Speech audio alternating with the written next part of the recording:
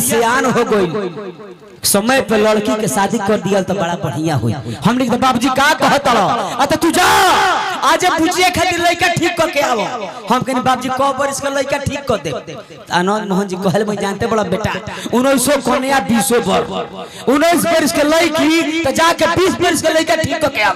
हमने ठीक बाबूजी जा तनी अब पूछिए खातिर 20 बरिस के लड़का ठीक करके हम आजे आवत तनी। भैया लड़का खोजे चल देले बनी, दिन भर लड़का खोजत दिन भर लड़का खोजले बनी, लेकिन 20 बरिस के लड़का नहीं खे मिलल। तो हम का कहले बनी कि 10 बरिस के दूगो खोज के चले भैया। जन सुख समार के रुआ सब के बिग गंगा चैनल पर देखे के मिलत बिया। जन दूगो 20 बरिस के नाम मिलल तो 10 बरिस के दूगो ठीक कर देले बनी। तो लेकिन देखिए आज के बाद भैया जब बात चलनी है हमनी के भैया, तो जब निकलनी है जब कोचो से घूमनी है तो दूगो लड़का दौड़ लावता सब कहता लड़का बा बहुत पुरस्कार भैया की तरफ से नमस्कार बा। और ढेर दिन के बाद भेंटो होते हैं सबसे आज। तो भैया दूगो लड़का कहते हो दे हजरिया जाता हमने बुझाते कि लड़का पहचानता कहता हजारी भाई तारा के देखले बनी तू ही पारो रानी के कैसेटवा में कहले बड़ो कि 2 रुपए किलो तो हमरो को तो हमरा भाइयों को दो। हम लड़का पहचाना था कहता हजारी भैया एगो बात पूछी। हम कहने पूछो तो लड़का कहता हजारी भैया तू बिहारी हवनु, हम तारा के बुझाते को अमेरिकन हई अत बिहारी हवा हजारी भैया। तो ई बताओ कि तू बिहार में बड़ो आ कि इंडिया में बड़ो। हम कहने के बबुआ हम बताई कि हम बिहार में बनी आ कि इंडिया में बनी, लेकिन तू बताओ कि बिहार इंडिया में बा आ कि इंडिया बिहार में बा। तो कहते मर्द हमारे छप्पू हमने का है तो कहता लड़का का सब जानते बनी हमने का जानता तो हम तो जानते बनी कि इंडिया में बिहार बा। हमने चुप कहला तो कहबो मत करियो कि इंडिया में बिहार बा। भैया पहले इंडिया में बिहार रहे लेकिन वो बिहार में इंडिया हो गइल बा।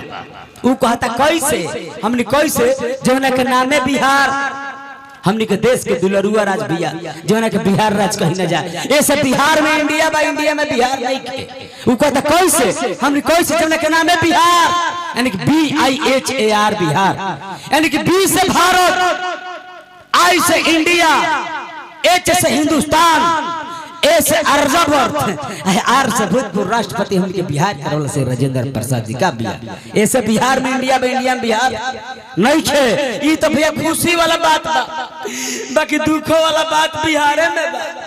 जातना झूठ बोलल मशीन बा सब बिहार में। जैसे BIHAR बिहार यानी कि B से BSNL, I से आइडिया, H से हज, A से एयरटेल, R से रिलायंस। जतना भैया सब बिहार में बा। देखो यार चलने भैया तो बेचारे अपन बूढ़ा बाबा अपन मोटरसाइकिल खड़ा करके सवारी के अपन बेचारे बूढ़ी के इंतजार करत रह। देखिए बूढ़ा बाबा बूढ़ी आ गई। अब बूढ़ा बाबा रात स्टार्ट करते मनोज भैया देखी भैया बूढ़ा बाबा रात के किक मतलब कैसे रात स्टार्ट होता, कैसे गचकी में जाता, कैसे 80 का स्पीड में जाता। बात पर ध्यान दे भैया। बूढ़ा बाबा स्टीयरिंग पकड़े में रात स्टार्ट करता मनोज भैया थोड़ा बेस देखिए कैसे रात स्टार्ट होता भैया किक मारता है। बूढ़ा बाबा के एको मुंह में दांत नहीं थे, मुंह पागुर मान जाता है आ किक मारा था कैसे स्टार्ट होता भैया एको मुंह में दांत नहीं खे।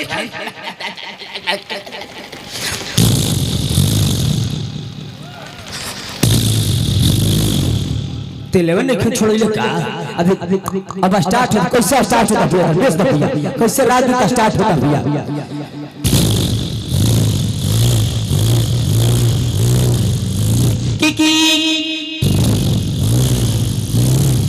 एगो बात पे ध्यान दे भैया, एगो मोटरसाइकिल पे जब 3 आदमी बैठ चलो तो सबसे ज्यादा मजा के कारण मिलेला।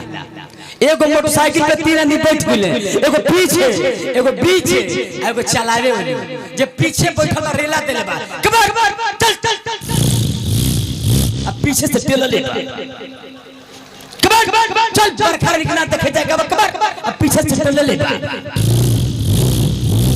देखिए 2 नंबर में जा रहा है गाड़ी भैया आ कैसे पीछे से टेलो तो बात पे ध्यान दे। आज पीछे बैठल उठा कहला बहुत बहुत धन्यवाद दिया, बहुत प्रणाम भैया के हमरा।